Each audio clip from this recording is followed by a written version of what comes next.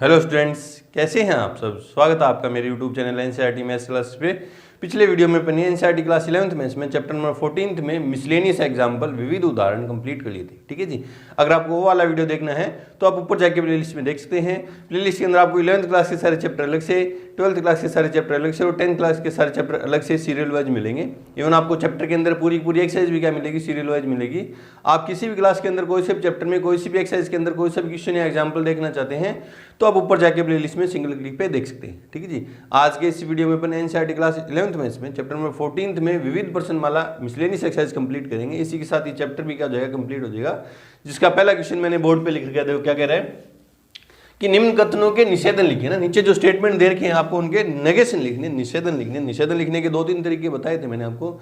एक तरीका तो ये है, सबसे आसान तरीका, जब कुछ समझ में नहीं तो ये वाला तरीका सबसे बेस्ट है कि जो भी स्टेटमेंट आपको दे रखा है उसका नेगेशन लिखना है तो आपको सिर्फ ये लिखना है कि इट इज फॉल्स दैट, बाकी वो पूरा स्टेटमेंट है ना, कि यह कहना असत्य है, यह असत्य है कि, बाकी पूरा स्टेटमेंट है ना। मतलब जो भी स्टेटमेंट दे रखा है उसका उल्टा होता है नेगेशन, है ना। और बहुत सारे भी तरीके हैं। देखो बाकी और क्या है कि देखो ये जो सारे स्टेटमेंट दे रखे हैं इसमें प्रत्येक, सभी, प्रत्येक, एक ऐसी वास्तविक संख्या है ना, ये सारे क्या है, क्वांटिफायर है ना, फ्रेजेस हैं, संख्यात्मक वाक्यांश है ना। संख्यात्मक क्या है, वाक्यांश है। तो सभी, प्रत्येक का उल्टा क्या हो जाएगा, देखो प्रत्येक का उल्टा क्या हो जाएगा, प्रत्येक जो है ना क्वांटिफायर है ना, प्रत्येक या सभी, इसका उल्टा क्या हो जाएगा, किसी एक का अस्तित्व है कि, वो आगे बात की बात है ना। और एक ऐसी का उल्टा क्या हो जाएगा, सभी है ना, सभी या प्रत्येक। एक ऐसी वास्तविक संख्या का जो नेगेशन है वो क्या हो जाएगा, सभी वास्तविक संख्या है ना। तो कैसे भी लिख सकते हैं, सबसे बेस्ट वे तो है, सबसे इजी वे तो वही है कि यह असत्य है कि ना। नंबर फर्स्ट, ये जो पी स्टेटमेंट दे रखा, मान लो पी है ना, स्टेटमेंट दे रखेंगे, इनको नाम नहीं दे रखे ना, मैं पी मान ले रहा हूँ इसको ना। तो नेगेशन पी क्या हो जाएगा, नेगेशन पी क्या हो जाएगा, पहले स्टेटमेंट देखो क्या है कि प्रत्येक धन वास्तविक संख्या x के लिए संख्या x-1 भी धन संख्या है ना। प्रत्येक, तो इस बात को सीधा सिंपल वे में तो यूं लिख सकते हैं कि यह असत्य है कि, बाकी पूरा स्टेटमेंट, कि प्रत्येक धन वास्तविक संख्या x के लिए संख्या x-1 भी धन संख्या है। ठीक है, ये है इसका नेगेशन है ना। इसको दूसरे तरीके से यूं भी लिखते हैं, प्रत्येक का नेगेशन क्या होगा, किसी एक वास्तविक संख्या है ना। और इसको अपन यूं भी लिखते हैं, सारे नहीं लिख के दिखाऊंगा, सिर्फ मैं ये लिख के दिखा रहा हूं, बाकी जो आपको अच्छा लगे आप वो वाला मेथड अप्लाई कर लेना। प्रत्येक का क्या लिखेंगे, किसी एक वास्तविक संख्या, किसी एक धन वास्तविक संख्या,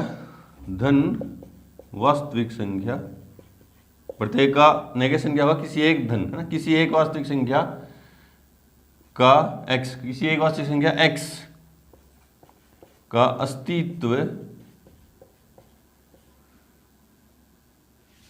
इस प्रकार है कि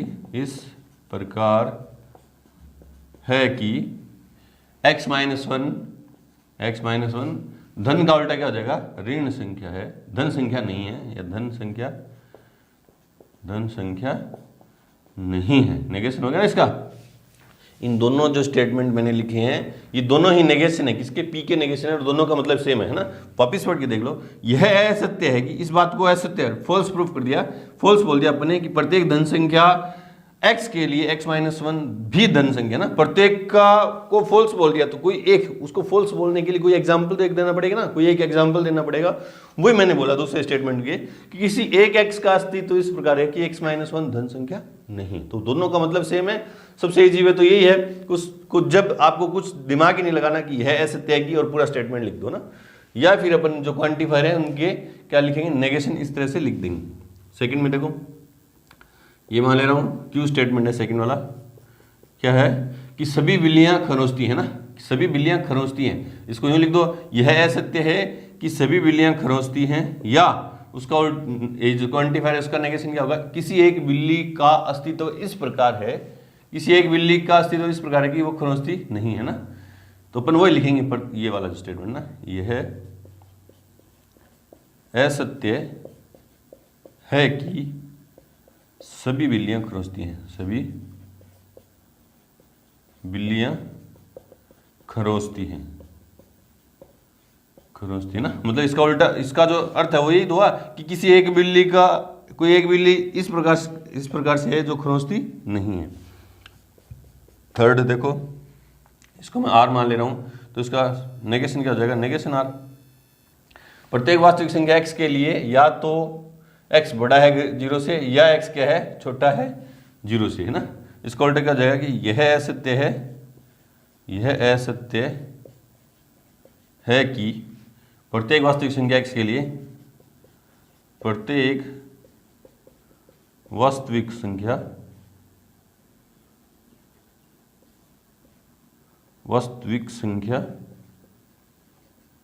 x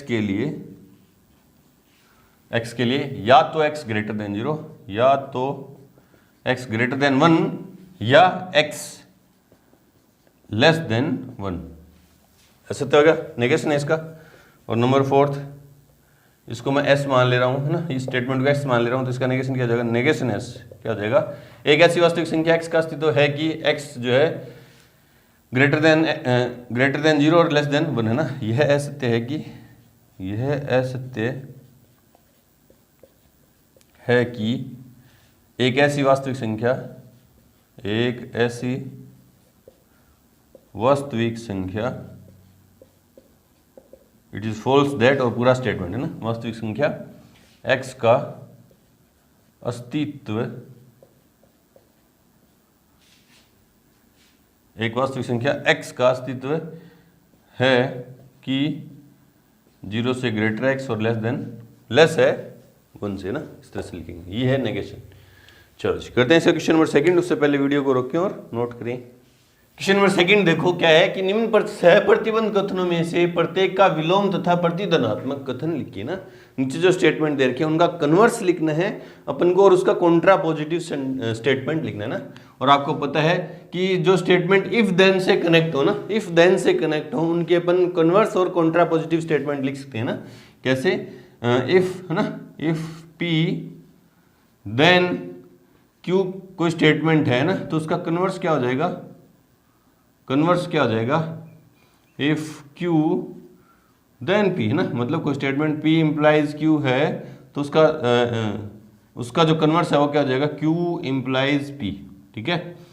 और उसका कॉन्ट्रा पॉजिटिव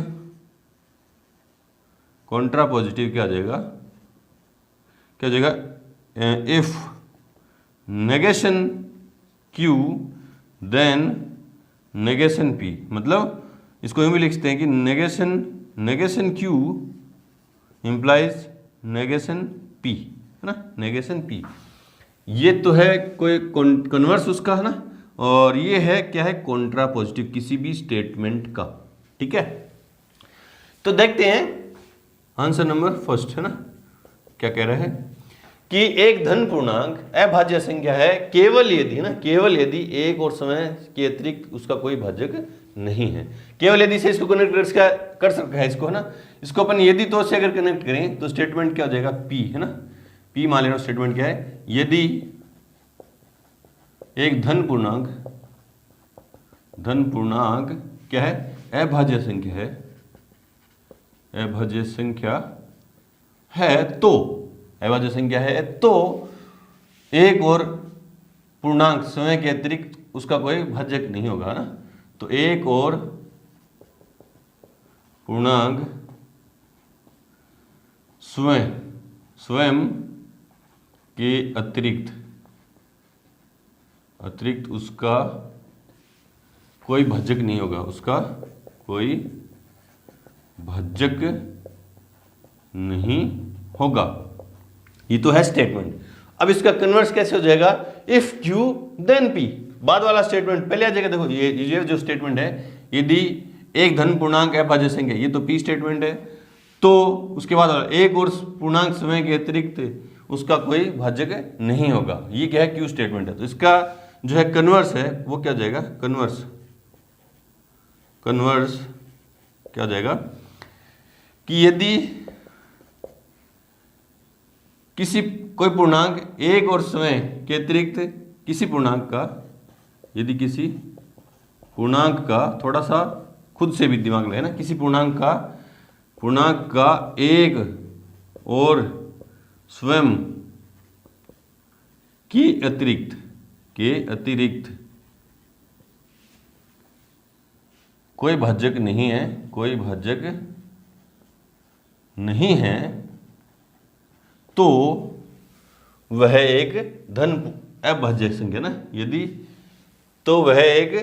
किसी धन पूर्णांक का एक और समय के अतिरिक्त कोई भाजक नहीं है, तो वह पूर्णांक एक भाज्य संख्या होगी, अभाज्य संख्या होगी। वह धन पूर्णांक एक अभाज्य संख्या है, अभाज्य संख्या है। ये तो हो गया कन्वर्स उसका ना। और कॉन्ट्रापोजिटिव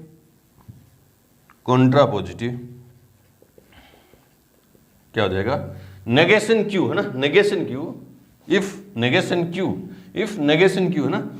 यदि क्यू स्टेटमेंट क्या है, यह कि किसी पूर्णांक का एक और समय के अतिरिक्त कोई भाजक नहीं है ना। तो हाँ, तो लिख देते हैं, यदि किसी धन पूर्णांक का एक और समय के अतिरिक्त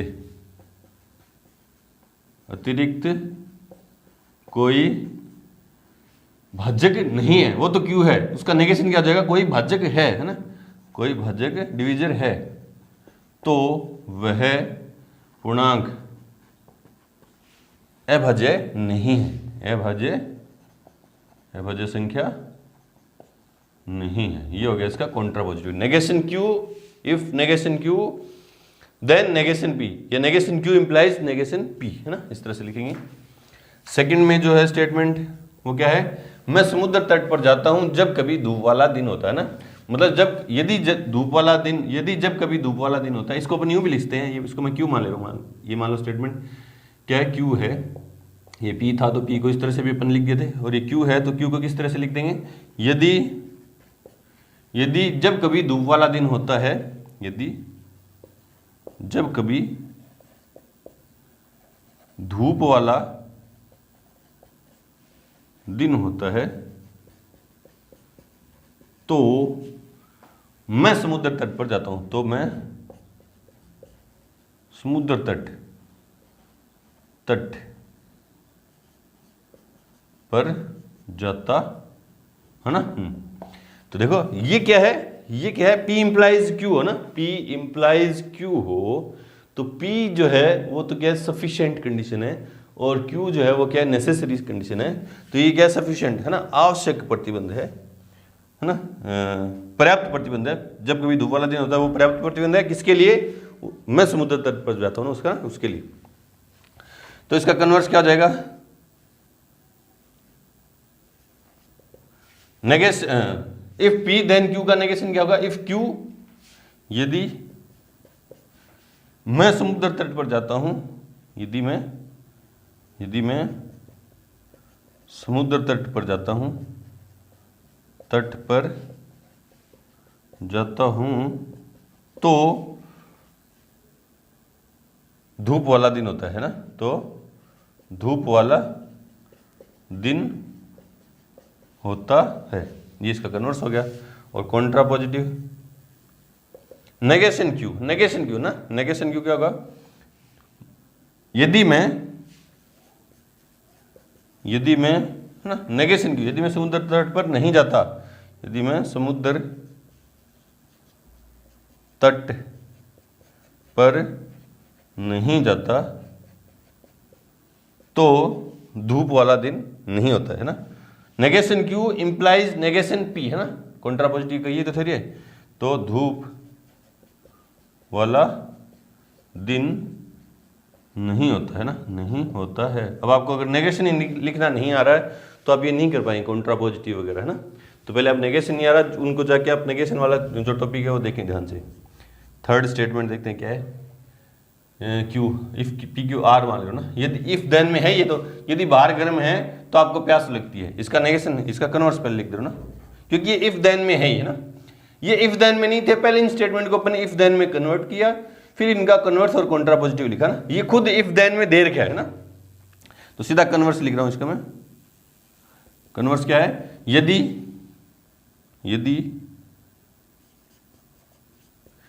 इफ पी देन क्यू, है ना। तो आपको पहले इसका कन्वर्स लिखेंगे, तो इफ क्यू आपको प्यास लगती है, यदि आपको प्यास लगती है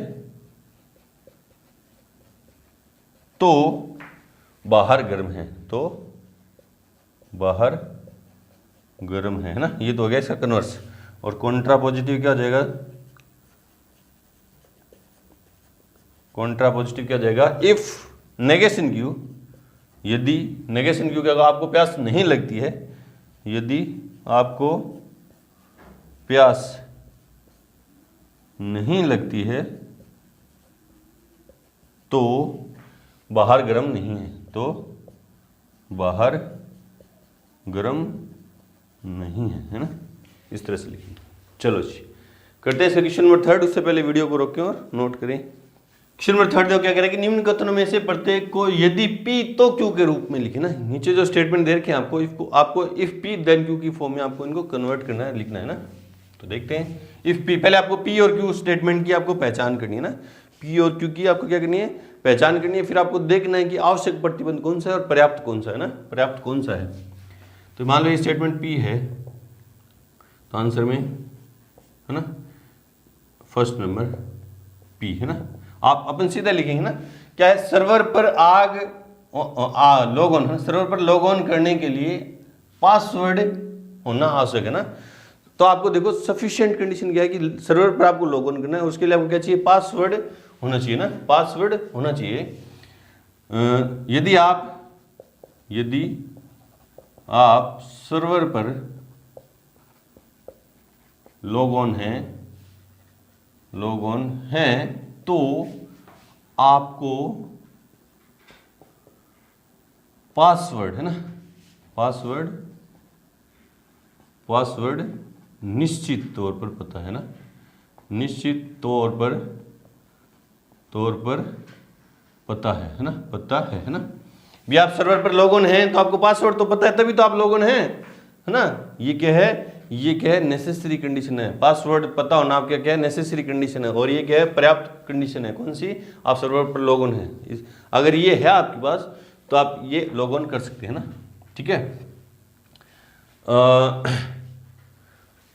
और इसको यूं भी लिखते हैं कि यदि आपके पास पासवर्ड है, तो आप सर्वर पर लॉग ऑन कर सकते हैं, ना, इस तरह से भी लिखते हैं। सेकंड देख लो, सेकंड देखो क्या है, पहले दो स्टेटमेंट पहचानो। इसमें क्या है कि जब कभी वर्षा होती है, पहला स्टेटमेंट है ये रहा है ना, यातायात में व्यवरोध उत्पन्न होता है, ये दूसरा स्टेटमेंट है ना। ये क्यू क्या हो जाएगा, यदि जब कभी वर्षा होती है,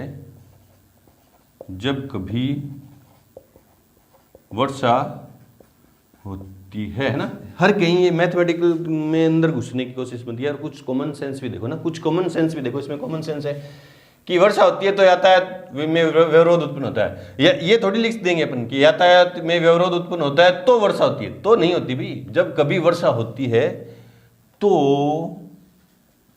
यातायात में व्यवरोध उत्पन्न होता है ना, व्यवरोध उत्पन्न होता है ना। ये क्या है, नेसेसरी, और ये क्या है, सफिशिएंट है ना। चलो जी थोड़ा देखते हैं, इसको मैं आर मान लेता हूं। क्या है, आप वेबसाइट में प्रवेश कर सकते हैं केवल यदि आपने निर्धारित शुल्क का भुगतान किया है तो, है ना। तो आर स्टेटमेंट क्या होगा, यदि आपने निर्धारित शुल्क का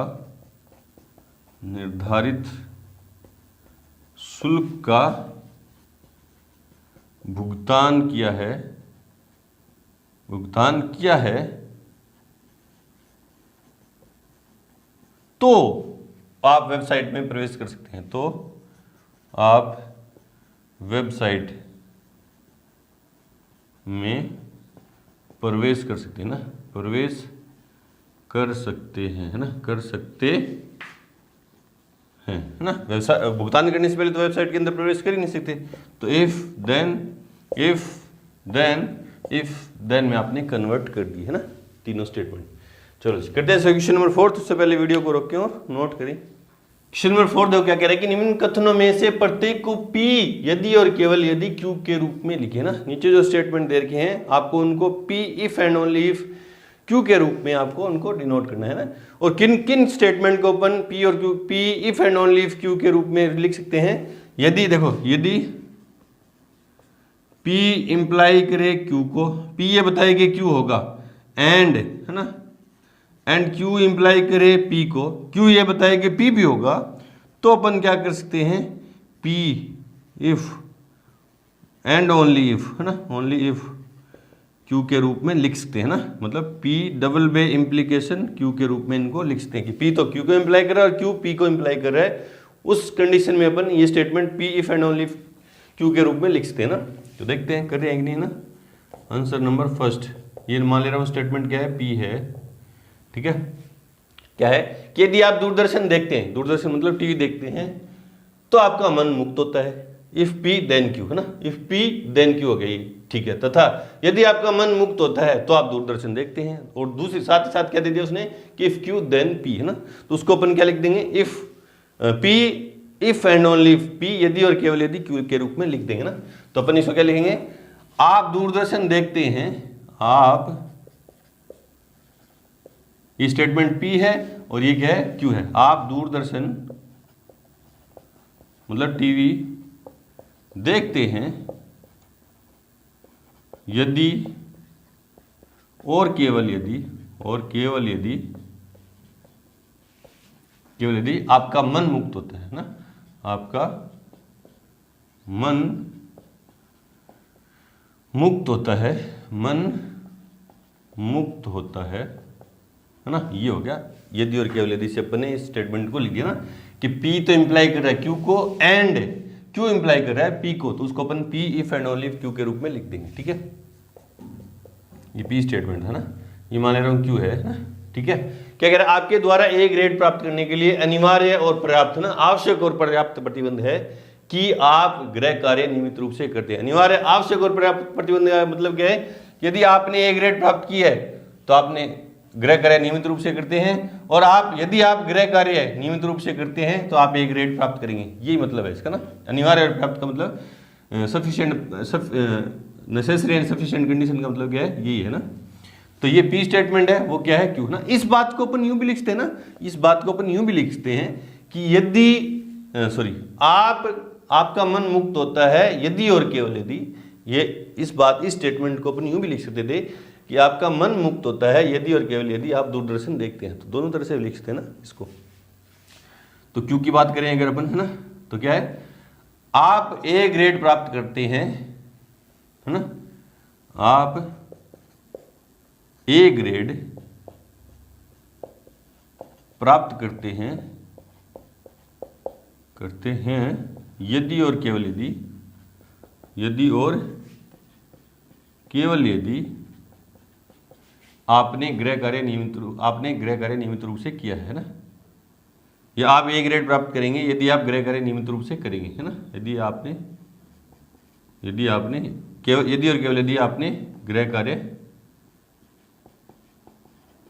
नियमित रूप से किया है, नियमित रूप से किया है, ठीक है। चलो जी थर्ड देखते हैं। इसको मैं आर मान ले रहा हूं ना। क्या है कि एक चतुर्भुज समानकोणिक है ना, यदि इक्वी एंगुलर है ना, एक समानकोणिक का मतलब इक्वी एंगुलर है ना, तो वह एक आयत है। यदि किसी क्वाड्रिलेटरल के चारों एंगल सेम है तो एक आयत होगा, तथा यदि एक चतुर्भुज आयत है तो उसके चारों कोण तो वह समानकोणिक है ना। इफ P देन Q तथा इफ Q देन P, है ना। तो P if and only if Q के रूप में लिख देना। इसको हम आर मानो तो आर स्टेटमेंट क्या हो जाएगा, एक चतुर्भुज समानकोणिक है एक चतुर्भुज समान कोणिक है यदि और केवल यदि वह एक आयत होता है, इस तरह से लिख देंगे। चलो जी बढ़ते हैं क्वेश्चन नंबर 5 की तरफ। से पहले वीडियो को रोकें और नोट करें। क्वेश्चन नंबर 5 देखो क्या कह रहे हैं कि नीचे दो कथन दिए गए, नीचे दो स्टेटमेंट दे रखे हैं आपको। क्या दे रखे हैं कि P जो स्टेटमेंट है वो तो क्या कि 25 संख्या 5 का गुणज है ना, जो मतलब 25 जो है वो मल्टीपल है किसका 5 का, ठीक है। और Q स्टेटमेंट है कि 25 संख्या 8 का गुणज है, मतलब 25 जो मल्टीपल है 8 का है, ठीक है। दो स्टेटमेंट दे दिए, ठीक है। फिर क्या बोला उसने कि उपरोक्त कथनों को संयोजक और तथा या द्वारा संयोजन करके मिश्र कथन लिखे ना। ऊपर जो स्टेटमेंट दे रखे हैं उनको दो कनेक्टिव एंड से और से कनेक्ट करके आपको कंपाउंड स्टेटमेंट लिखने हैं ना। ये कंपोनेंट स्टेटमेंट दे दिए, इनको एंड से कनेक्ट करके और से है ना, एंड है ना, और का मतलब क्या है एंड, और ये या का मतलब क्या है और है ना। इन दोनों से कनेक्ट करके आपको कंपाउंड स्टेटमेंट लिखना है और दोनों दशाओं में मिश्र कथनों की वैधता जांची है ना। जो कंपाउंड स्टेटमेंट आपको मिलेंगे उनकी वैलिडिटी चेक करनी कि वो ट्रू है या फॉल्स है। तो मैं बता दे रहा हूँ ना, P और Q दो स्टेटमेंट है और उनको अपन ने कनेक्ट करके है एंड कनेक्टिव से ना, एंड कनेक्टिव से। तो P ट्रू है, Q ट्रू है तो ये P एंड Q ट्रू होगा, अदरवाइज P एंड Q क्या होता है फॉल्स होता है, अदरवाइज P एंड Q क्या होता है फॉल्स। और P एंड Q दो स्टेटमेंट है और उनको अपन ने कनेक्ट कर रखा है और कनेक्टिव से है ना, और कनेक्टिव से कनेक्ट कर रखा है। P फॉल्स है, Q भी फॉल्स है तो ये फॉल्स होगा, अदरवाइज सारी कोई भी कंडीशन बने उनमें क्या होंगे ये ट्रू होंगे। बोले सर और कौन सी कंडीशन बन सकती है P एंड Q में, और क्या बन सकता है, जैसे P ट्रू है Q फॉल्स है तो क्या होगा P एंड Q फॉल्स होगा, P फॉल्स है Q ट्रू है तो भी ये फॉल्स होगा, दोनों फॉल्स है तो भी ये फॉल्स होगा। ये ट्रू सिर्फ उसी कंडीशन में होगा P एंड Q जब दोनों ट्रू है ना। उसी तरह से P और Q उसी कंडीशन में फॉल्स होंगे जब दोनों फॉल्स हैं, अदरवाइज क्या होंगे ट्रू ट्रू होंगे ना। दोनों फॉल्स है P भी और कनेक्टिव से जो स्टेटमेंट जुड़े हुए हैं दोनों फॉल्स हैं तो ही P और Q फॉल्स होगा, अदरवाइज ट्रू है ना। तो देखते हैं आंसर में एंड कनेक्टिव से ना, और संयोजक से हाँ, और मतलब एंड से संयोजक से बना मिश्र कथन है ना, मिश्र कथन। तो क्या होगा उसको मैं लिख दे रहा हूं R है ना, वो क्या है R है। तो क्या 25 संख्या 5 और 8 का गुणज है, ये हो गया कंपाउंड स्टेटमेंट हो गया। किससे कनेक्ट कर दिया अपन ने, ये एंड से है ना, एंड से कर दिया कि 25 इज मल्टीपल ऑफ 5 एंड 8 है ना। तो अब देखो ये ट्रू है फॉल्स है, देखो P सत्य है क्या, P ट्रू है क्या, 25 संख्या 5 का गुणज ट्रू है, ये बात क्या है ट्रू है। और Q क्या है 25 संख्या 8 का गुणज है, ये बात क्या है फॉल्स है। मतलब P ट्रू है और Q फॉल्स है ना, P ट्रू Q फॉल्स है तो P एंड Q क्या होगा फॉल्स होगा, ये क्या होगा फॉल्स होगा, असत्य होगा। आप इसका रीजन दे देंगे कि यहाँ कथन P 25 संख्या 5 का गुणज है सत्य है, कथन Q 25 संख्या 8 का गुणज है वो असत्य है, इसलिए मिश्र कथन और से बना मिश्र कथन असत्य होगा ना। या अब दूसरा स्टेटमेंट, या संयोजक यहाँ भी संयोजक लिखना ना, संयोजक से बना मिश्र कथन ना, कंपाउंड स्टेटमेंट जो किससे बना रहे अपन और कनेक्टिव से ना, मिश्र कथन क्या है उसको मैं S लिख दे रहा हूं ना।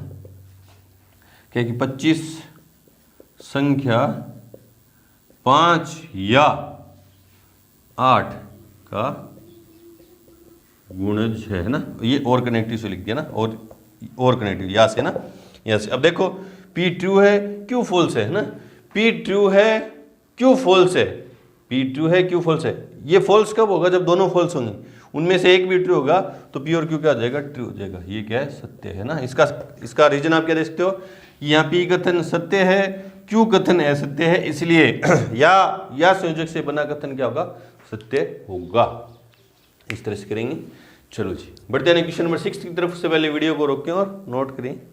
क्वेश्चन नंबर 6 देखो क्या कह रहा है कि नीचे लिखे कथनों की वैधता की जांच उनके सामने लिखित विधि द्वारा कीजिए ना। नीचे जो स्टेटमेंट दे रखे हैं आपको, उनकी आपको वैलिडिटी चेक करनी है, और कौन से मेथड से चेक करनी है, जो आप उसके सामने जो मेथड दे रखे हैं उसी से ना। तो देखो क्या है, पहला क्वेश्चन क्या है कि पी स्टेटमेंट दे दिया कि एक अपरिमेय संख्या, एक इरेशनल नंबर और एक परिमेय संख्या, एक रेशनल नंबर का जो सम है वो इरेशनल नंबर होता है। इसको अपन को वैलिडिटी इसकी चेक करनी है कौन सी मेथड से, विरोधोक्ति, कॉन्ट्राडिक्शन मेथड से ना। तो पहले स्टेटमेंट लिखते हैं क्या दे रखा है आंसर में। Answer number first given P क्या दे रखा है, एक अपरिमेय संख्या, एक अपरिमेय संख्या और एक परिमेय संख्या, और एक परिमेय संख्या का योगफल क्या होगा, का योगफल अपरिमेय होता है ना, अपरिमेय होता है। इस बात को अपन, इस स्टेटमेंट को अपन यूं भी लिखते हैं, देयरफॉर पी क्या हो जाएगा, अपरिमेय संख्या प्लस योगफल का मतलब प्लस परिमेय संख्या इक्वल्स क्या होगा, अपरिमेय है ना, अपरिमेय संख्या। ठीक है, इस पी स्टेटमेंट का मतलब यही है ना। अब इसका कॉन्ट्राडिक्शन मेथड में अपन क्या करेंगे, इसका उल्टा मानेंगे। इसका क्या मानेंगे, उल्टा मानेंगे, और बाद में अपन क्या प्रूव कर देंगे, बाद में कुछ ऐसा कंक्लूजन निकल के आएगा, गलत होगा ना, गलत होगा, और अपन क्या लिखेंगे, ये गलत कंक्लूजन अपने गलत मानने के कारण है ना। तो पी स्टेटमेंट क्या है कि अपरिमेय संख्या और परिमेय संख्या है, इरेशनल नंबर और रेशनल नंबर का सम जो है इरेशनल होता है, मैं इसको रेशनल मानूंगा ना, मन अपरिमेय संख्या, अपरिमेय संख्या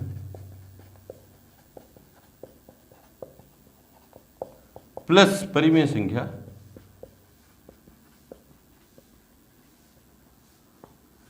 इक्वल्स क्या मान ली मैंने, परिमेय संख्या ना, उल्टा मान लिया, परिमेय संख्या, जो प्रूफ करना था उसका उल्टा मान दिया है ना, जो चेक करना था उसका उल्टा। तो देखो देयरफॉर अपरिमेय संख्या की जगह √2 लिख दो, √3 लिख दो, √4 लिख दो, कुछ भी लिख दो, प्लस है ना, प्लस परिमेय संख्या, परिमेय संख्या क्या मान लें, 2 मान लें है ना, 2 मान लें इक्वल्स टू परिमेय संख्या, परिमेय संख्या कोई और परिमेय संख्या मान ले रहा हूँ 3 है ना। तो √2 इक्वल्स क्या आ जाएगा, 3 - 1 है ना, √2 इक्वल्स क्या आ गया 1, 3 - 2, 3 - 2 क्या आ गया 1, मतलब इरेशनल नंबर इक्वल्स क्या आ गया, मतलब अपरिमेय संख्या बराबर आ गई परिमेय संख्या है ना, बराबर आ गई परिमेय संख्या है ना। भी एक अपरिमेय संख्या, या सीधा अपन स्टेटमेंट में ही बात करेंगे तो अपरिमेय संख्या बराबर क्या हो जाएगी, परिमेय माइनस परिमेय है ना। इसको अपन यूं भी लिखते थे कि अपरिमेय बराबर हो जाती है उधर जाके माइनस में है ना, परिमेय माइनस परिमेय, अपरिमेय बराबर क्या होगी, परिमेय। आपको पता है किसी रेशनल नंबर में से कि कोई रेशनल नंबर अपन सब्ट्रैक्ट करेंगे तो वो रेशनल नंबर ही आएगा ना, परिमेय है ना। जो विरोधाभास है कि अपरिमेय संख्या और परिमेय संख्या बराबर हो रही है, जो विरोधाभास है ना, जो विरोधाभास है, जो विरोधाभास है, इसलिए यह विरोधाभास हमारे गलत मानने का कारण है, यह विरोधाभास, यह विरोधाभास हमारे गलत मानने के कारण है, गलत मानने के कारण आया, जो हमने माना था कि अपरिमेय संख्या, अपरिमेय संख्या प्लस परिमेय संख्या, परिमेय संख्या बराबर परिमेय संख्या, ये हमने गलत मान लिया था। इसलिए अपरिमेय संख्या P, अपरिमेय संख्या भी अपने जो माना था वो तो गलत हो गया, तो सही कौन सा हुआ फिर, जो P स्टेटमेंट है वही अपरिमेय संख्या plus irrational number plus rational number equals क्या होगी, अपरिमेय संख्या। सत्य है, ये बात क्या है, सत्य है। ये अपन ने इसकी वैलिडिटी चेक कर दी ना।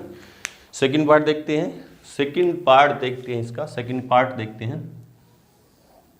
सेकंड पार्ट क्या देखते हैं, क्या यहाँ पे देखेंगे ना, क्या कह रहा है कि क्यू स्टेटमेंट क्या, यदि n एक वास्तविक संख्या है कि n ग्रेटर देन 3 तो n स्क्वायर ग्रेटर देन 9 होगा। इसको कॉन्ट्राडिक्शन मेथड से इसकी वैलिडिटी चेक करें ना। तो गिवन क्यू क्या दिया है कि यदि n एक वास्तविक संख्या है, यदि n एक वास्तविक संख्या है कि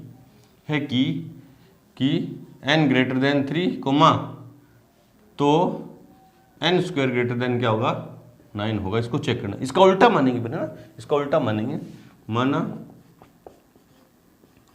n एक वास्तविक संख्या है कि n ग्रेटर देन 0, n तो है ग्रेटर देन 3 है ना, तो n स्क्वायर लेस देन है 9 है ना। इसका उल्टा मान लिया, n ग्रेटर देन 3 के लिए n स्क्वायर ग्रेटर देन 9 तो चेक करना था, और उसका उल्टा मान लिया मैंने क्या है कि वो क्या है, n स्क्वायर ग्रेटर देन क्या है, लेस देन क्या है, 9 है ना। अब देखो सिंस n ग्रेटर देन है 3 है ना, सिंस n ग्रेटर देन 3 है देयरफॉर n मान ले रहा हूँ 3 से ग्रेटर क्या होगा, कोई वास्तविक रियल नंबर क्या हो गया, 4 है ना, क्या हो गया 4 है ना, 4 मान लिया। n जो है 3 से बड़ा है तो n 3 से बड़ी कोई वास्तविक संख्या तो 4 मान ली, 5 मान लो, 10 मान लो, 100 मान लो, कुछ मान लो ना। देयरफॉर n स्क्वायर क्या आ गया, 16 आ गया है ना, जो ग्रेटर देन है 9 है ना। देयरफॉर n स्क्वायर क्या आ गया, ग्रेटर देन क्या आ गया, भी n स्क्वायर की वैल्यू कितनी है, 16, जो 9 से बड़ा है, जो इस बात का विरोधाभास है, जो इस बात का विरोधाभास है कि n स्क्वायर लेस देन 9। इस बात का विरोधाभास हो गया कि नहीं कि n स्क्वायर लेस देन 9 है ना। यह विरोधाभास हमारे गलत मानने के कारण है, यह विरोधाभास हमारे गलत मानने के कारण है, ये मान लिख देना। देयरफॉर Q जो क्या है यहाँ आपने लिखना है, यह विरोधाभास हमारे गलत मानने के कारण है, ये वाला जो स्टेटमेंट है वो रिपीट करना है ना। Q यदि n एक वास्तविक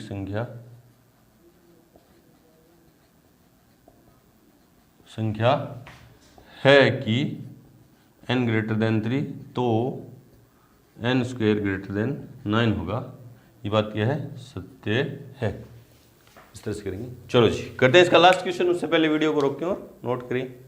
क्वेश्चन नंबर 7 देखो क्या कह रहा है कि निम्न कथन को 5 भिन्न भिन्न तरीकों से इस प्रकार व्यक्त कीजिए कि उनके अर्थ समान हो ना। नीचे जो स्टेटमेंट लिख रखा है उसको 5 और वेज में लिखना है जिनके क्या हो मीनिंग है वो सेम रहे ना। और ऐसा सेम क्वेश्चन अपने एक्सरसाइज 14.4 में फर्स्ट क्वेश्चन किया था अपने, सेम वैसे ये 5 और तरीके से लिख सकते हैं ना अपन इसको। तो आंसर गिवन क्यू क्या है, क्यू क्या है कि यदि एक त्रिभुज समान कोणिक है तो वह अधिक कोण त्रिभुज है ना। मतलब ये इफ देन से कनेक्ट है ना। ये जो स्टेटमेंट था कंपाउंड स्टेटमेंट है वो इफ पी देन, क्योंकि पी तो खुद क्यू दे रखा है ना, इफ पी देन आर है ना, आर से ये कनेक्ट है ना, क्योंकि पी तो इसके अंदर दे रखा है ना, क्यू तो दे रखा है। स्टेटमेंट जो कंपाउंड स्टेटमेंट है उसको खुद को ही क्यू से रिप्रेजेंट कर रखा है, तो इसके जो कंपोनेंट स्टेटमेंट है वो पी और आर मान लिए मैंने है ना।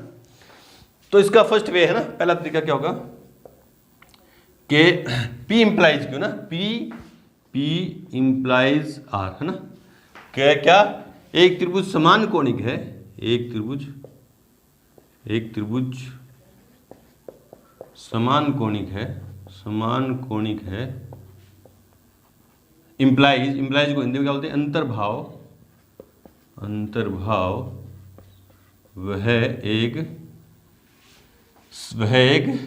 वह अधिक कोण त्रिभुज है, वह अधिक कोण त्रिभुज है ना।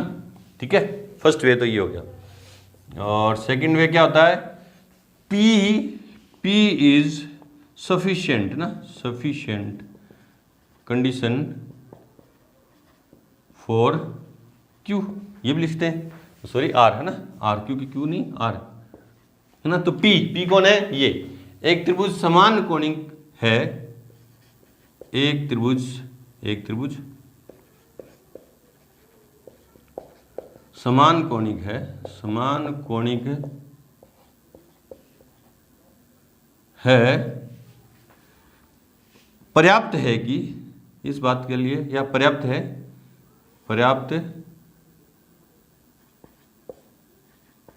है कि वह अधिक कोण त्रिभुज है। ठीक है, दूसरा वे ये हो गया, ये फर्स्ट वे है, ये सेकंड वे है। थर्ड वे में अपन क्या लिखते हैं, P ओनली इफ Q ना, Q नहीं लिखेंगे, R लिखेंगे, P ओनली इफ R ना। तो P कौन सा स्टेटमेंट है, एक त्रिभुज समान कोणिक है, एक त्रिभुज समान कोणिक है